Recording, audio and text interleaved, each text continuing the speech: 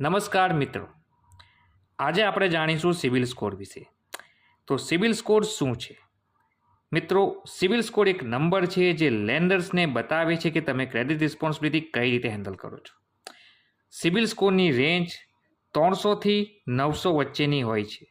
જો 300 કરતાં ઓછી હશે તો તમારી લોન રિજેક્ટ થશે અથવા ક્રેડિટ કાર્ડ મળશે નહીં. તો ચાલો આજે આપણે જાણીએ સિબિલ સ્કોર ઇમ્પ્રૂવ કરવા માટેની ટિપ્સ. ફર્સ્ટ, ઈએમઆઈ અને ક્રેડિટ કાર્ડ બિલ ટાઈમ ઉપર ભરો. ક્રેડિટ કાર્ડની લિમિટ પૂરેપૂરી યુઝ ના કરો અને કેશ ક્રેડિટ જેને સીસી કહીએ છીએ તેની પર લિમિટ પૂરેપૂરી યુઝ ના કરો, જેનાથી સિબિલ સ્કોર તમારો લો થઈ શકે છે.